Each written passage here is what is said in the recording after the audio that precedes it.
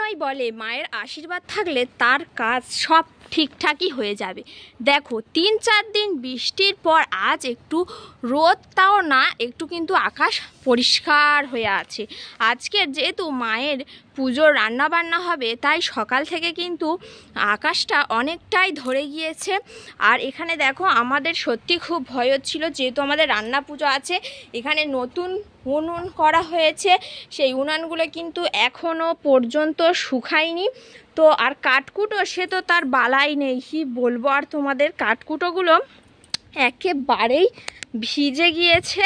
তো যে 3-4 দিন আগে যখন রোদে দিচ্ছিলাম ভাবছিলাম যে রোদ তো হবে তুলে নেবো, বাট এখানে দেখতে পাচ্ছ কাঠগুলো না একদম ভিজে গিয়েছে। খুলতেও ভয় লাগে, যে পরিমাণ বৃষ্টি হচ্ছে এগুলো খুলতেও কিন্তু বেশ ভয় লাগে। তো অনেকটা কিন্তু শুকনো আছে, না পুরোটাই ভিজে গেছে, তেমন একটা একেবারেই শুকনো নেই। তো দেখা যাক, আজকের এইভাবে রান্না করতে হবে। আর না হলে কাঠ কিছু তোলা আছে, সেগুলো দিয়েই কিন্তু আজকে রান্নাটা হবে। আজকের আমাদের পুজো, আমরা সবাই ভয় পাচ্ছিলাম যে কিভাবে পুজোটা হবে, কিভাবে কি করব এই বৃষ্টির মধ্যে। বাট দেখো মায়ের লীলা এখন কিন্তু তোমরা দেখতেই পাচ্ছ। মায়ের লীলায় ঠিক আজ একটু রোদের ছায়া, রোদ কিন্তু আমরা পেয়ে গেছি। তো সেই হিসেবে পুজোটা আজকের ভালোভাবে করার চেষ্টা করব।